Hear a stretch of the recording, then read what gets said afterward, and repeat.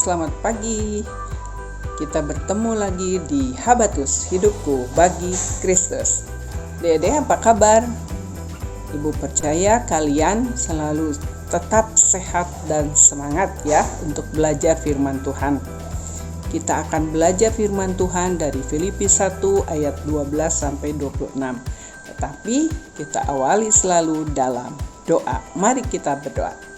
Bapa kami yang baik di dalam Tuhan Yesus Kristus, kami mengucap syukur pagi ini kami boleh ada untuk kami belajar firman-Mu. Tuhan, pimpinlah acara ini, kami serahkan ke dalam tangan-Mu.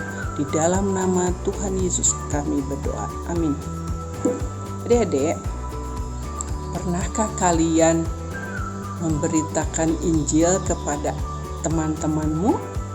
Memberitahu siapa Tuhan Yesus? Kalian harus tetap semangat ya. Nah, di Filipi 1 ayat 12 sampai 26 ini Rasul Paulus ada di penjara. Siapa yang pernah datang ke penjara, melihat penjara seperti apa? Pasti menyeramkan ya. Nggak mau ya masuk ke situ. Jangan sampai kita ada di dalam sana. Tetapi Rasul Paulus diizinkan untuk masuk ke dalam penjara. Ada di dalam penjara karena dia memberitakan Injil. Ya, Rasul Paulus tahu itu, tetapi ia tetap bersukacita walaupun ada di sana. Rasul Paulus katakan, ada orang yang memberitakan Injil dengan tujuan tidak murni. Tapi Paulus tetap bersukacita karena Injil tetap diberitakan sehingga banyak orang yang mendengarnya ya. Sekalipun ada hal buruk di sekitar kita, Tuhan tetap bekerja untuk memakai semuanya untuk hal yang baik ya. Nah, Paulus bersukacita. Paulus tahu karena pemberitaan Injil, ia harus ada di dalam penjara mengalami penderitaan. Tetapi ia tidak marah, ia tidak sedih. Ia tetap bersukacita karena dia pikir ini adalah kesempatan untuk melayani Tuhan dan menyatakan kasih Tuhan. Ya.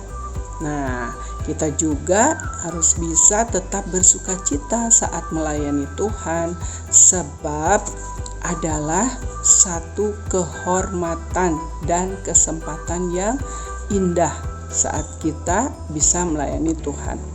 Nah, Paulus juga berkata, baginya hidup adalah Kristus dan mati adalah keuntungan. Nah, ia yakin baik hidup atau mati ada di tangan Tuhan. Nah, ada dua pilihan. Mau tetap hidup. Nah, Paulus kalau tetap hidup, memilih tetap hidup. Nah, hidupnya itu ia harus isi dengan terus melayani dan memberikan manfaat bagi orang-orang yang ada di sekitarnya.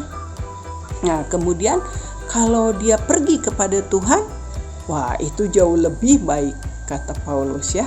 Karena apa? Karena ia akan terus bersama dengan Tuhan selama-lamanya. Jadi apapun yang terjadi dalam hidup kita, marilah kita hidup memelihara hidup ini dan memuliakan Tuhan setiap hari. Nah, jaga hati kita untuk tetap hidup bagi Kristus. Percayalah, Tuhan bekerja di setiap situasi dan kita bersukacita selalu. Ya, anak-anak semangat kan untuk terus memberitakan firman Tuhan, memberitakan kebaikan Tuhan kepada teman-teman kita yang belum tahu. Kalian harus tetap semangat untuk terus menjaga kehidupan kita, tetap percaya dan mengasihi Tuhan, mengasihi teman-teman kita juga seperti yang Paulus lakukan. Oke, semangat ya. Kita berdoa.